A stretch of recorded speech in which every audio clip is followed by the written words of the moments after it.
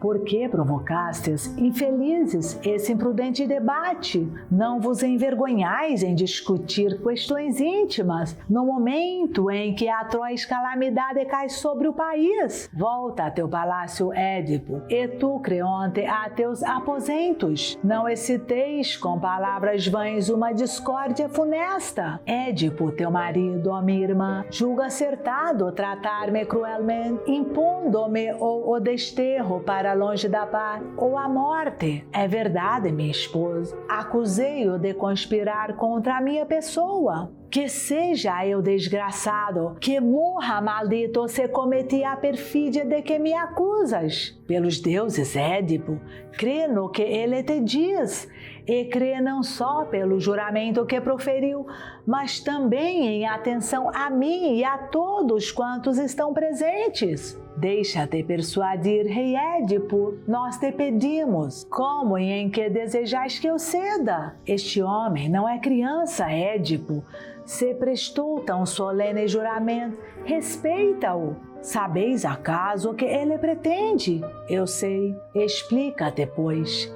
Não acuses por uma vaga suspeita e não lances a desonra um amigo que se votou ele próprio à eterna maldição. Sabes que tal pedido equivale a querer minha morte ou meu exílio para país distante. Não pelo Deus Supremo, por Hélios, que eu morra detestado pelos deuses e pelos homens, se tiver semelhante pensamento. Mas a desgraça que me aflige e a todo o povo de Tebas já é bastante. Não queiramos acrescentar-lhe novos motivos de desgosto. Que ele se retire, pois, ainda que disso resulte minha morte ou meu desterro, cedo a vosso pedido, ó tebanos, e não ao dele.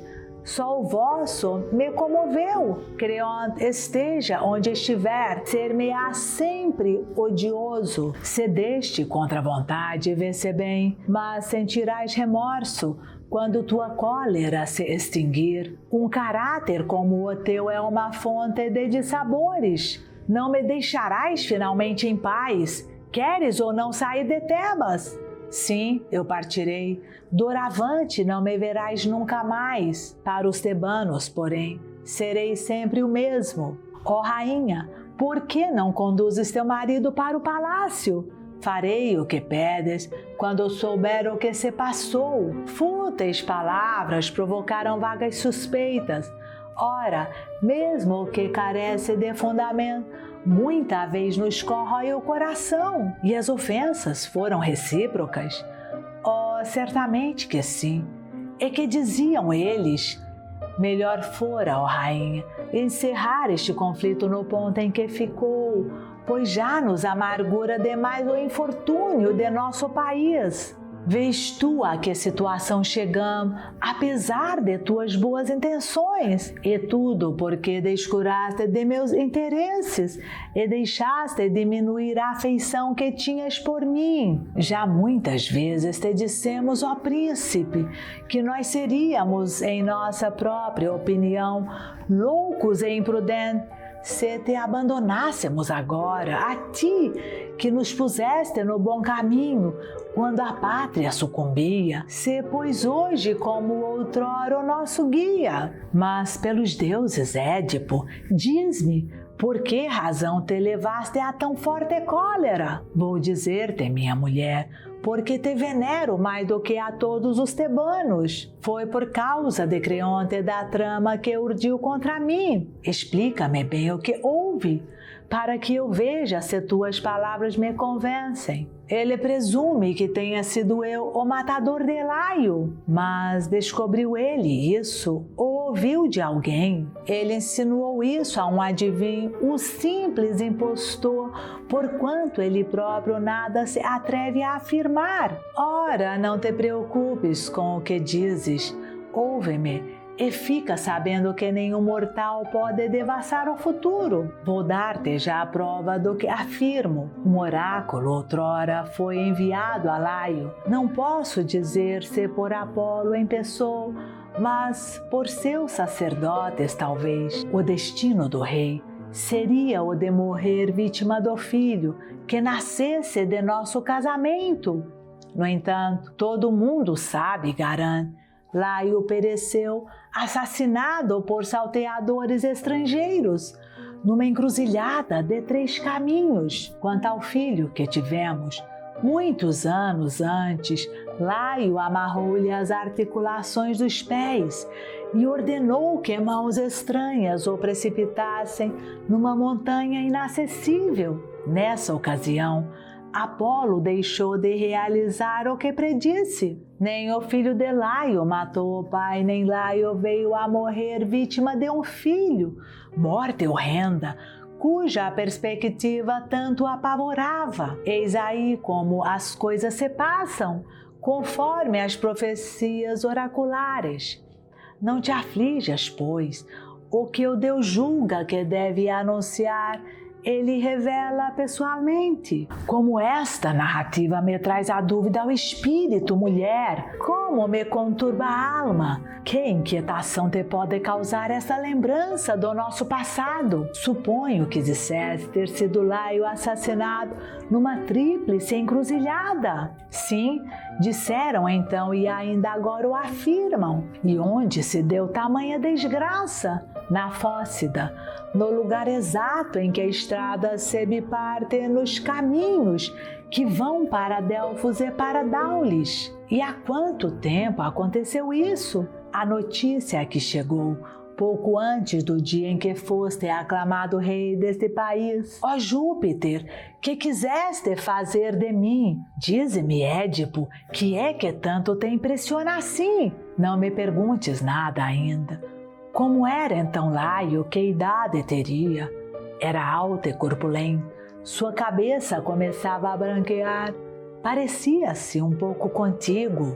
Ai de mim, receio que tenha proferido uma tremenda maldição contra mim mesmo, sem o saber. Que dizes tu? Teu semblante causa-me pavor, ó príncipe. Estou aterrado pela suposição de que o adivinho tenha acertado, mas tu me elucidarás melhor se acrescentares algumas informações. Também eu me sinto inquieta, mas responderei imediatamente a tuas perguntas.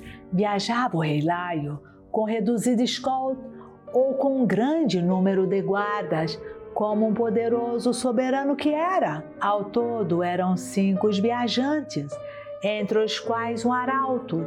Um só carro conduzia Laio. Agora já se vai esclarecendo tudo. Mas quem te forneceu estas minúcias, senhora? Um servo que voltou, o único que conseguiu salvar-se. E vive ainda no palácio esse homem?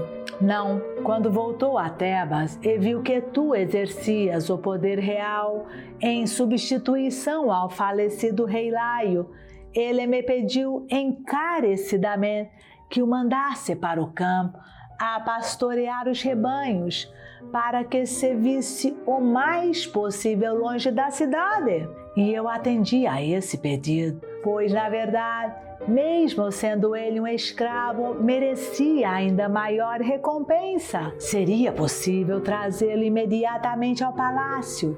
Certamente, mas para que chamá-lo? É que eu receio, senhora, já ter descoberto muita coisa do que ele me vai dizer, pois ele virá, mas também eu tenho o direito de saber, creio eu, o que tanto te inquieta. Não te recusarei essa revelação, visto que estou reduzido a uma última esperança. A quem poderia eu, com mais confiança, fazer uma confidência de tal natureza na situação em que me encontro? Meu pai é Políbio de Corinto, minha mãe Mérope, uma dória. Eu era considerado como um dos mais notáveis cidadãos de Corinto, quando ocorreu um incidente fortuito que me devia surpreender realmente, mas que eu talvez não devesse tomar tanto a sério como fiz. Um homem, durante um festim, bebeu em demasia e, em estado de embriaguez, pôs-se a insultar-me, dizendo que eu era um filho enjeitado. Possuído de justa indignação, contive-me naquele momento, mas no dia imediato procurei meus pais e interroguei-os a respeito. Eles irritaram-se contra o autor da ofensa, o que muito me agradou, pois o fato me havia profundamente impressionado. À revelia de minha mãe e de meu pai, fui ao templo de Delfos, mas às perguntas que propus, Apolo nada respondeu, limitando-se a anunciar-me uma série de desgraças horríveis e dolorosas, que eu estava fadada a unir-me em casamento com minha própria mãe, que apresentaria aos homens uma prole malsinada e que seria o assassino de meu pai, daquele a quem devia a vida. Eu, diante de tais predições, resolvi, guiando-me apenas pelas estrelas, exilar-me para sempre da terra coríntia, para viver no lugar onde nunca se pudessem realizar, pensava eu, as torpezas que os funestos oráculos haviam prenunciado. Caminhando, cheguei ao lugar onde tu dizes que o rei pereceu. A ti, mulher, vou dizer a verdade do princípio ao fim. Seguia eu minha rota quando cheguei àquela tríplice encruzilhada. Ali surgem-me pela frente, em sentido contrário, um arauto, e logo após um carro tirado por uma parelha de cavalos, e nele um homem, tal como me descreveste. O cocheiro e o viajante empurraram-me violentamente para fora da estrada. Furioso, eu ataquei o cocheiro. Nesse momento, passava o carro a meu lado e o viajante chicoteou-me na cara com seu duplo rebenque. Mas ele pagou caro essa afronta. Ergui o bordão com que viajava e bati-lhe com esta mão. Ele caiu à primeira pancada no fundo do carro. Atacado, matei os outros. Se aquele velho tinha qualquer relação com Lai, quem poderá ser mais desgraçado no mundo do que eu? Que homem será mais odiado pelos deuses? Nenhum cidadão, nenhum forasteiro poderá receber em sua casa, nem dirigir-lhe a palavra. Todos terão que me repelir. E o que é mais horrível é que eu mesmo proferi essa maldição contra mim. A esposa do morto, eu a maculo, tocando-a com minhas mãos, porque foram minhas mãos que o mataram. Não sou eu um miserável, um monstro de impureza. Não é forçoso que me exile e que exilado não mais possa voltar à minha pátria de origem, nem ver os que me eram caros, visto que estou fadado a unir-me à minha mãe e a matar meu pai, a Políbio, o homem que me deu a vida e me criou. Não pensaria bem aquele que afirmasse que meu destino é obra de um Deus malvado e inexorável. Ó potestade divina, não é não, que eu desapareça dentre os humanos, antes que sobre mim caia tão aceba vergonha. Também a nós, ó Rei, também a nós, tudo isso emociona, mas tem esperança, aguardando a testemunha que tudo esclarecerá. Oh, sim, é a única esperança que me resta, a palavra desse pastor que aí vem. E porque a presença desse homem te poderá tranquilizar. Vou dizer-te já, se o seu depoimento coincidir com o que disseste, eu estou salvo. Que revelação teria sido essa, tão importante que ouviste de mim? Conforme declaraste há pouco, esse homem dissera que Laio foi assassinado por salteadores. Se ele persistir em tal afirmativa, não teria sido eu o assassino, pois ninguém confunde um homem só com vários. Mas se ele se referir a um só agressor, é evidente que fui eu o autor do crime. Sim, certamente, ele o disse, e não poderá agora negar seu testemunho. Todo o povo ouviu, então não fui eu a única. No entanto, ainda que mude agora sua narração, nunca poderá prover que a morte de Laio foi obra tua, visto que pelo oráculo de Apolo o rei devia morrer às mãos de meu filho. Ora, esse filho infeliz não poderia ter ferido a Laio, porque morreu antes dele. Em tal caso, eu não daria mais nenhum valor aos oráculos. Tens razão. Mande, pois, chamar esse escravo sem demora. Vou mandar imediatamente. Mas entremos no palácio, nada quero fazer que te desagrade. Possa eu conservar a mais santa pureza, quer em minhas palavras, quer em minhas ações. Possa eu obedecer na vida às leis sublimes, instituídas pela previdência divina, da qual é o Olimpo, o Supremo Pai. Não as criou a natureza mortal dos humanos e nunca as apagará o sono do esquecimento. Vive nelas uma potestade divina, a que a velhice não pode atingir. O orgulho é que produz o tirano, e quando tiver em vão acumulado excessos e imprudências, precipitar-se-á do fastígio de seu poder no abismo de males, de onde não mais poderá sair. Mas suplicamos ao Deus que não cesse a campanha pela salvação da cidade. A divindade será sempre a nossa protetora. A todo aquele que se mostrar prepotente por suas ações ou por suas palavras, que não venera santuários nem respeita a justiça, que uma funesta morte o castigue,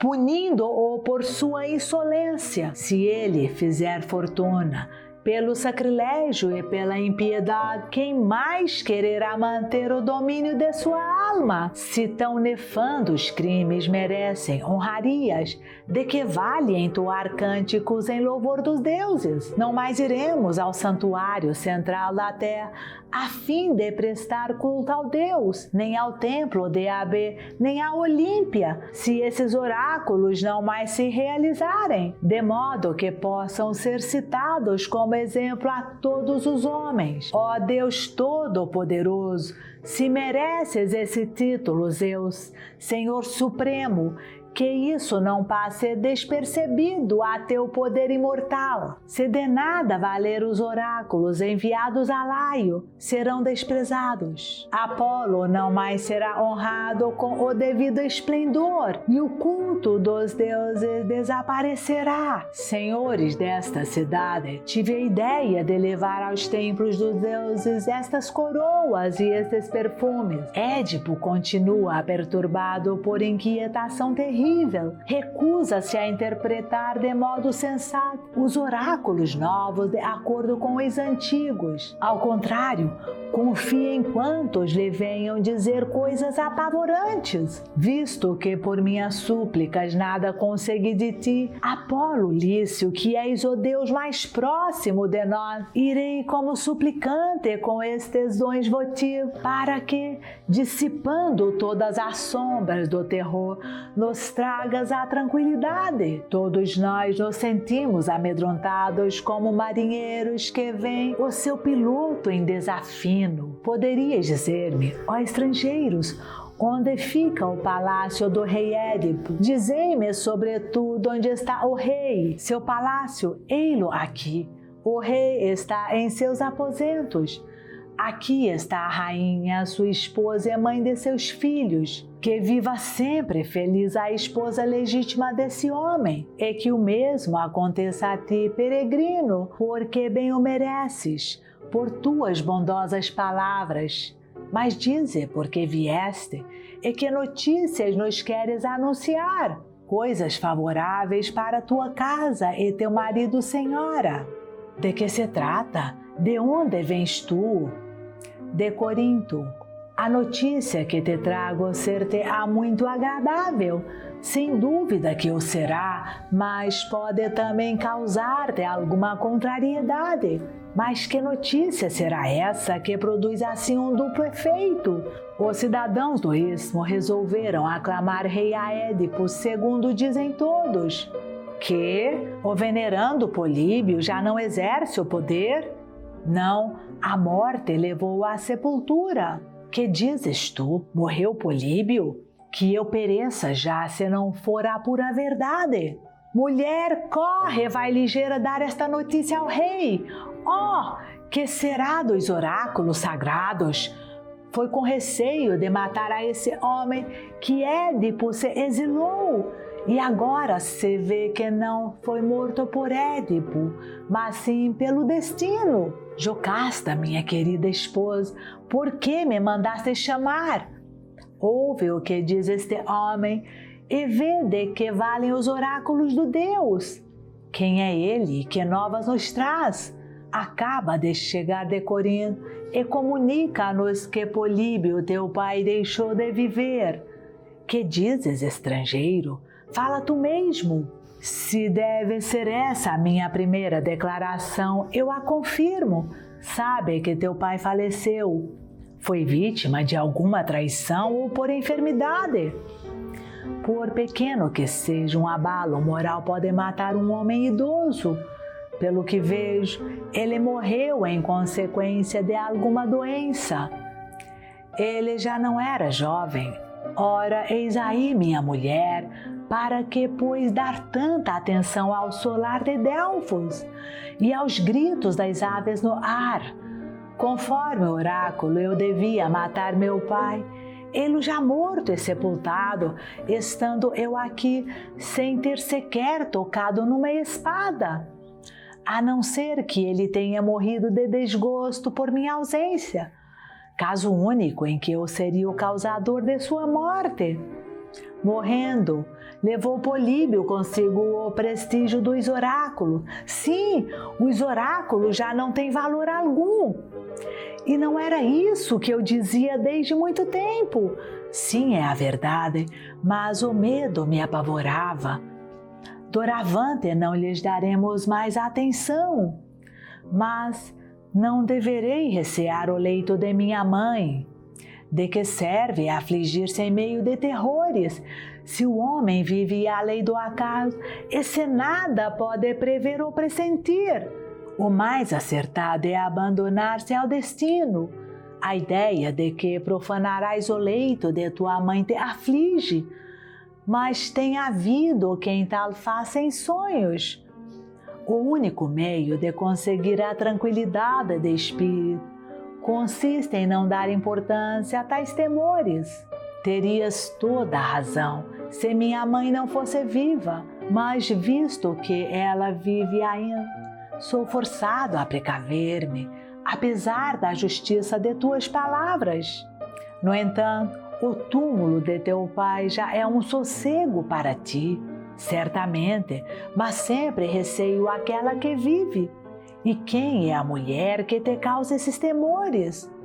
É Mérope, ó velho, que era casada com Políbio, e que tem ela para provocar tantas apreensões.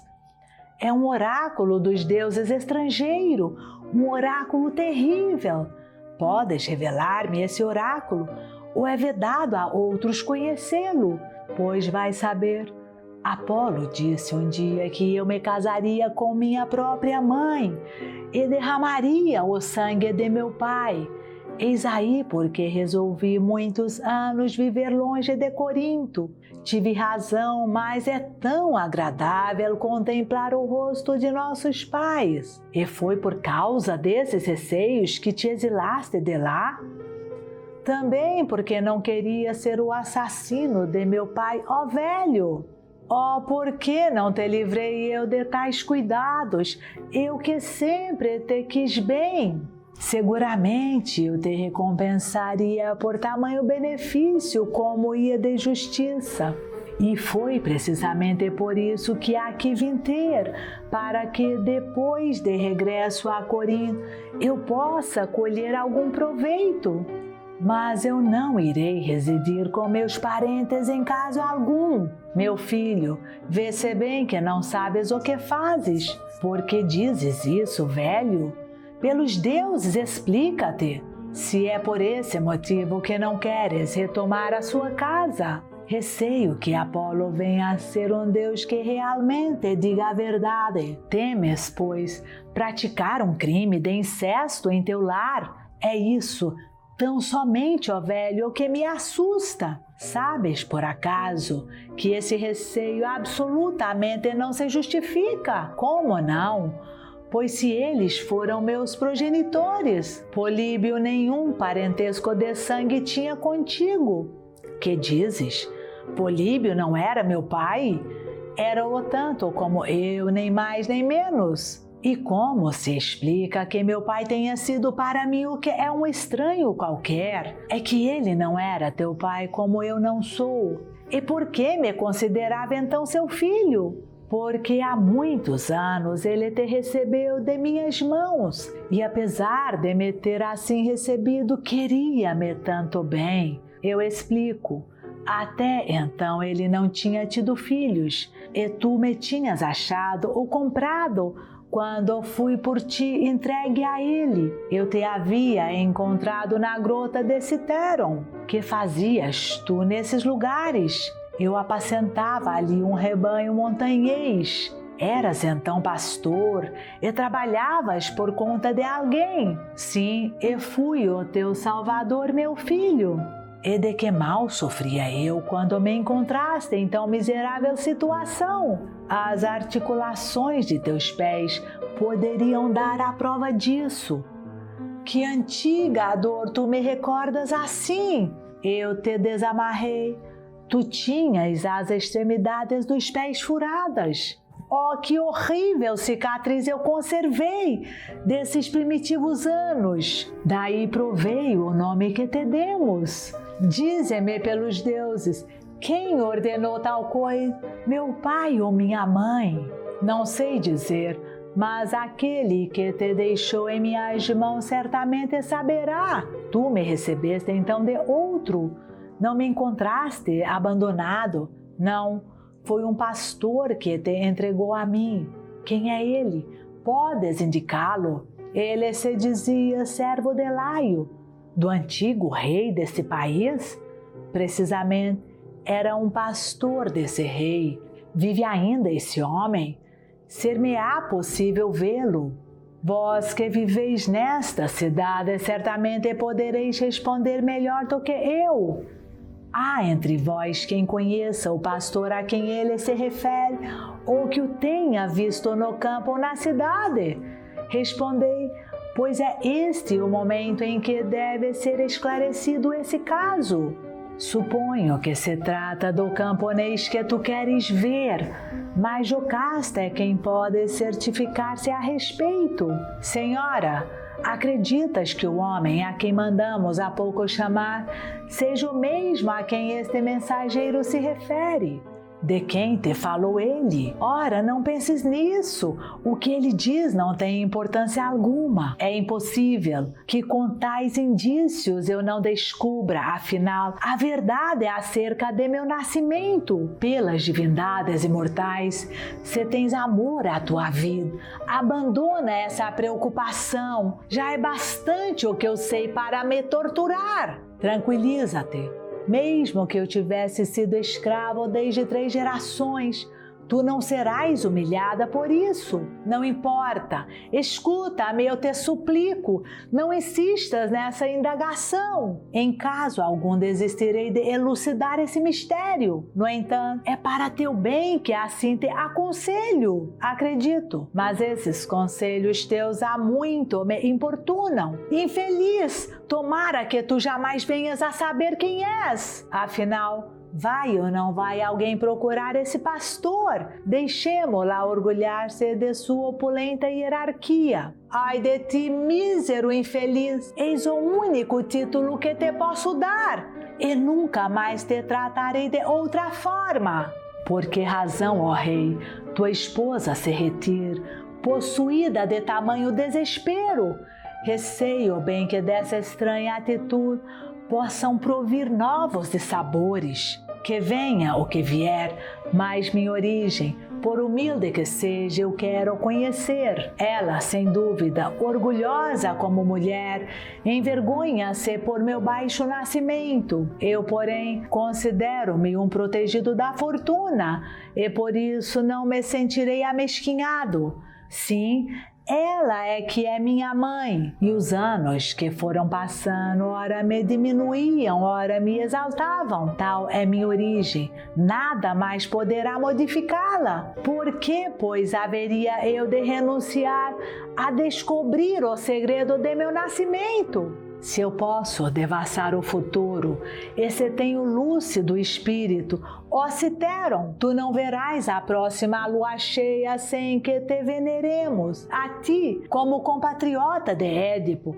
como seu protetor e pai, nós te festejaremos em danças sagradas, como benfeitor de nossos soberanos. Ó Febo complacente, que minhas palavras te agradem. Qual teria sido, ó meu filho, dessas virgens imortais a que te concebeu, depois de se ter unido a Pare, teu pai que erra nas montanhas, ou depois de ter sido amada por Lóxia? Todas as plantas silvestres lhe são queridas. Talvez Mercúrio, que domina o Silênio, ou o deus Baco, que vive nas colinas, te haja recebido como filho por algumas das ninfas de Helicon, com as quais eles costumam folgar. Amigos, se me é lícito fazer conjecturas acerca de um homem a quem nunca vi, creio que vem ali o pastor, a quem há tanto tempo procuramos. Sua idade está de acordo com a do mensageiro.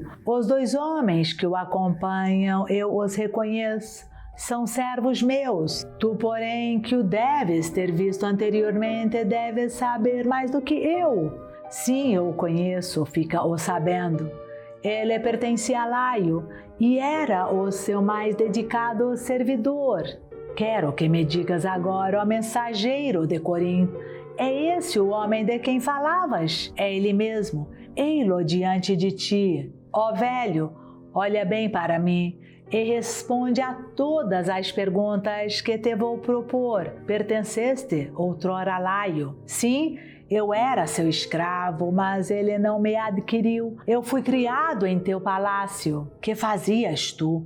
Qual era a tua ocupação? Por quase toda a minha vida tenho sido pastor. Em que sítios permanecias com mais frequência? Ora andava pelo Citeron, ora pelas terras próximas. Lembras-te de já ter visto esse homem? Mas que fazia ele? De quem me falas tu? Desde que aqui está, já o encontraste alguma vez? Não posso responder já, não me recordo bem. Isso não me surpreende, Senhor. Ele não se recorda, mas eu vou reavivar sua lembrança. Estou certo de que ele me conheceu no Citeron. Ele com 2 rebanhos e eu com um só. Fomos vizinhos durante 3 semestres inteiros, da primavera até reaparecer o Arturo. Depois voltei para meus estábulos e ele foi para os apriscos de Laio. Está certo, não foi isso mesmo, dizes bem, mas isso foi já há muito tempo. Vejamos agora. Lembras-te de me haver confiado uma criança para que eu a criasse como meu próprio filho? Que dizes tu? Por que me perguntas isso? Eis aqui, meu amigo, aquele que era então um menino pequenino. Desgraçado, por que não te calas? Não te irrites contra ele, meu velho?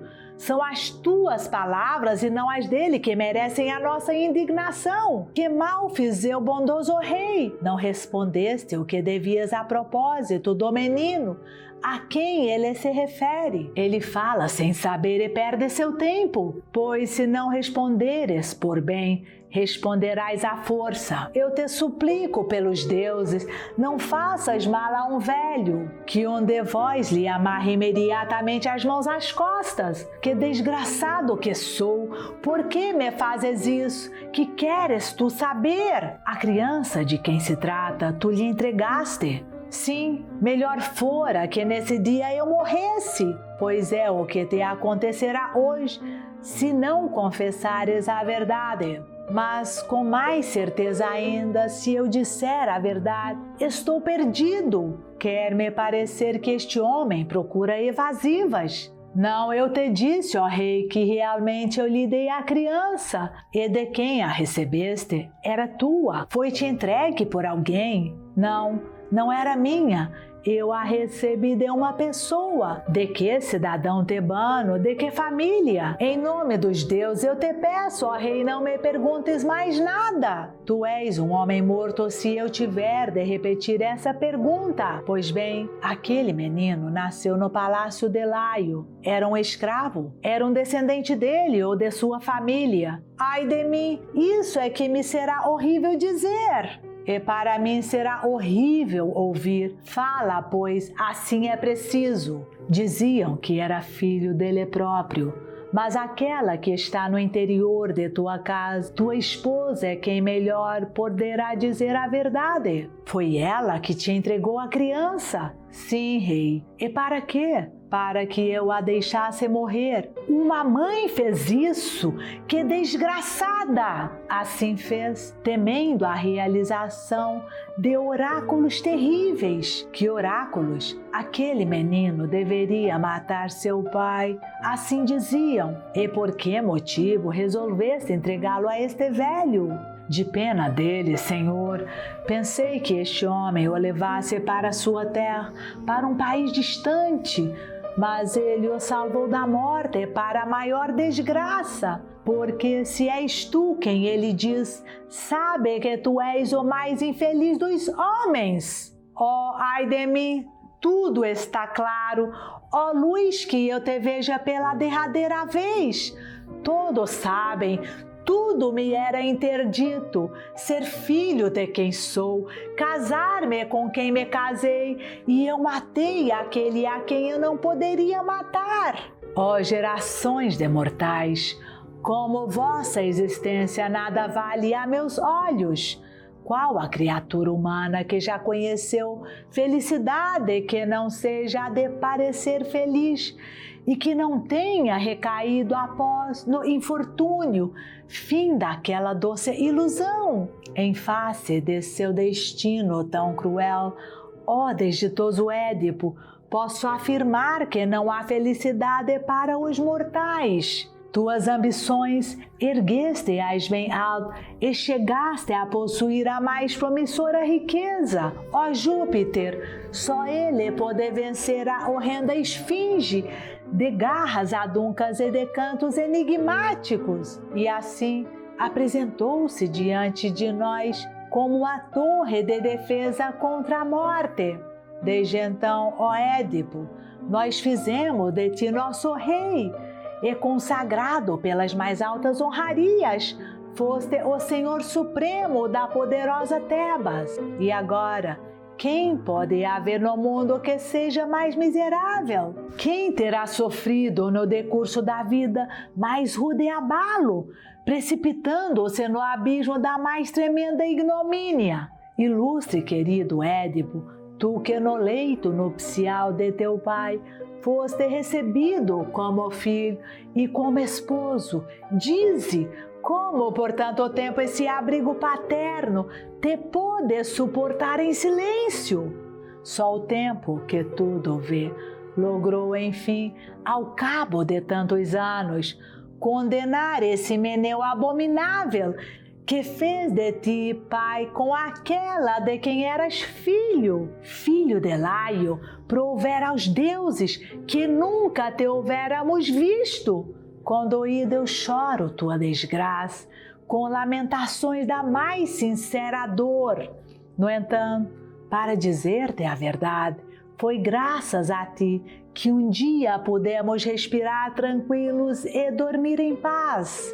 Ó vós, que sereis sempre os chefes mais respeitados deste país, se ainda prezais a família de Lábdaco, e desouvir tristes notícias, receber profundos golpes e sofrer lutuosos desgostos. Creio que nem as águas do Íster, nem as dos Faz seriam bastantes para purificar essa casa. Tais e tantos são os crimes que nela se praticaram.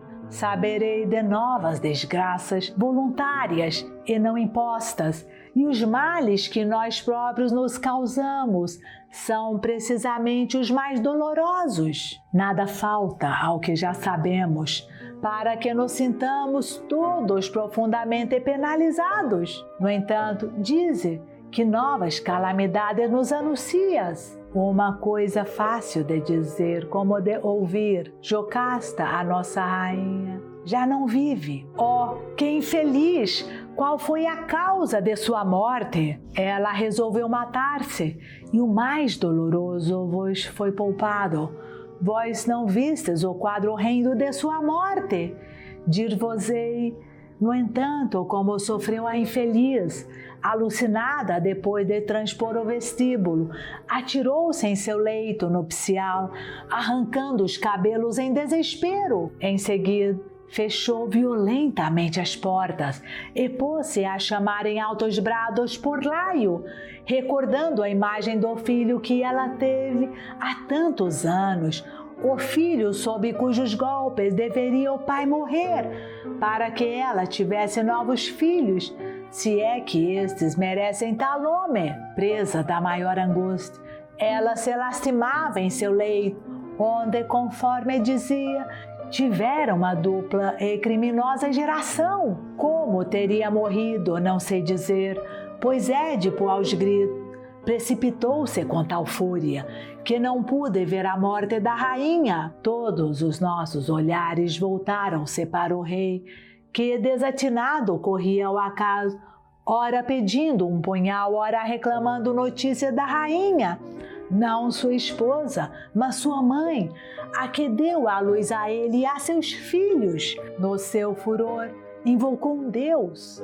Não sei dizer qual, pois isto foi longe de mim. Então, proferindo imprecações horríveis, como se alguém lhe indicasse um caminho, atirou-se no quarto. Vimos então ali a rainha suspensa ainda pela corda que a estrangulava. Diante dessa visão horrenda, o desgraçado solta novos e lancinantes brados, desprende o laço que a sustinha, e a mísera mulher caiu por terra. A nosso olhar se apresenta, logo em seguida, um quadro ainda mais atroz. Édipo toma seu manto, retira dele os colchetes de ouro com que o prendia e com a ponta recurva arranca das órbitas os olhos, gritando: não quero mais ser testemunha de minhas desgraças nem de meus crimes. Na treva agora não mais verei aqueles a quem nunca deveria ter visto, nem reconhecerei aqueles que não quero mais reconhecer. Soltando novos gritos, continua a revolver e macerar suas pálpebras sangrentas, de cuja cavidade o sangue rolava até o queixo, e não em gotas apenas, mas um jorro abundante. Assim, confundiram marido e mulher numa só desgraça, as suas desgraças. Outrora gozaram uma herança de felicidade, mas agora nada mais resta senão a maldição, a morte, a vergonha, não lhes faltando um só dos males que podem ferir os mortais. E o desgraçado rei está mais tranquilo agora. Ele grita que lhe abram as portas, que mostrem a todos os tebanos o parricida, o filho que, nem posso repetir-vos, cidadãos, as palavras sacrílegas que ele pronuncia. Quer sair em rumo do exílio, não quer continuar no palácio depois da maldição terrível que ele mesmo proferiu. No entanto, ele precisa de um guia e de um apoio, pois seu mal é grande demais para que sozinho o suporte. Ele aí vem e vô-lo mostrará. Ides ver um espetáculo que comoveria o mais feroz inimigo. Ó sofrimento horrível de ver-se! Eis o quadro mais horripilante que jamais tenho presenciado em minha vida. Que loucura, ó infeliz, caiu sobre ti! Que divindade levou ao cúmulo o teu destino sinistro, esmagando-te ao peso de males que ultrapassam a dor humana. Oh, como és infeliz! Não tenho coragem sequer para volver meus olhos e contemplar-te assim. No entanto, eu quereria ouvir-te, interrogar-te e ver-te. Tal é o arrepio de horror que tu me causas. Pobre de mim, para onde irei? Para que país? Onde se fará ouvir a minha voz? Ó meu destino, quando acabarás de uma vez? Numa miséria extrema que não poderemos ver nem imaginar. Ó nuvem sombria, execrável treva que caiu sobre mim, escuridão pavorosa e sem remédio. Ai de mim, como me traspassa as dores do meu sofrimento e a lembrança de meu infortúnio. No meio de tanta amargura é natural que te lamentes, infeliz, como vítima de duas desgraças. Tu és o único amigo que me resta, visto que tens pena deste mísero cego. Eu sei que estás aí, na escuridão em que estou, reconheço tua voz. Que horrível coisa fizeste, ó Édipo, como tiveste coragem de ferir assim os olhos? Que divindade a isso te levou? Foi Apolo, sim, foi Apolo, meus amigos, o autor de meus atrozes sofrimentos. Mas ninguém mais me arrancou os olhos, fui eu mesmo. Desgraçado de mim, para que ver, se já não poderia haver mais nada que fosse agradável a meus olhos? Realmente é como dizes, que mais posso eu contemplar ou amar na vida? Que palavra poderei ouvir com prazer? Ó, levai-me para longe daqui, levai-me depressa para bem longe. Eu sou um réprobo, um maldito, a criatura mais odiada pelos deuses entre os mortais. Como inspiras piedade pelo sentimento que tens de tua sorte infeliz? Ah, bom seria que eu nunca te houvesse conhecido. Que morra aquele que na deserta montanha desprendeu meus pés feridos e salvou-me da morte, mas salvou-me para minha maior desgraça. Ah, se eu tivesse então perecido, não seria hoje uma causa de aflição e horror para mim e para todos. Também eu assim preferiria. Eu não teria sido o matador de meu pai, nem o esposo daquela que me deu a vida. Mas os deuses me abandonaram. Fui um filho maldito e fecundei no seio que me concebeu. Se há um mal pior que a desgraça, coube esse mal ao infeliz Édipo. Teria sido razoável tua resolução, ó Édipo. Não sei dizer, na verdade, se te seria preferível a morte a viver na cegueira. Não queiras convencer-me de que eu deveria ter agido de outra forma. Não me deis conselhos. Não sei como poderia defrontar-me no Hades com meu pai ou com minha infeliz mãe, porque cometi contra eles crimes que nem a forca poderia punir. E o semblante de meus filhos, nascidos como foram, como me seria possível contemplar? Não, nunca mais poderia eu vê-los, nem ver a cidade, as muralhas, as estátuas sagradas dos deuses. Pobre de mim! Depois de ter gozado em Tebas uma existência gloriosa, dela me privei voluntariamente, quando a todos vós ordenei que expulsassem da cidade o sacrílego, aquele que os deuses declararam impuro da raça de Laio. Descoberta em mim mesmo essa mancha indelével, ser-me-ia lícito contemplar os cidadãos tebanos sem baixar os olhos?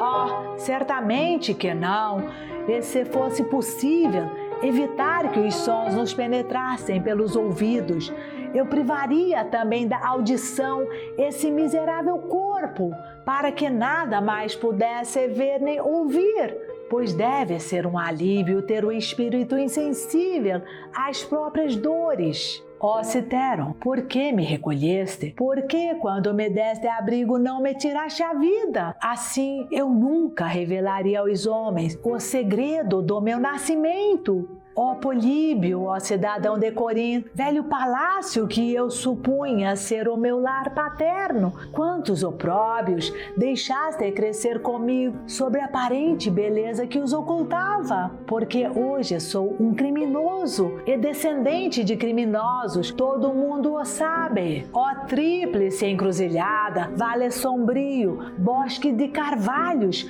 vós que absorveste o sangue que era meu, o sangue de meu pai, que eu próprio derramei. Lembrai-vos acaso dos crimes que então cometi e dos que pratiquei mais tarde. Ó funesto Himeneu, a que devo a vida e que me facultou germinar pela segunda vez a mesma semente, porque mostrasse um dia um pai irmão de seus filhos, filhos irmãos de seu pai, e uma esposa que era também mãe de seu marido.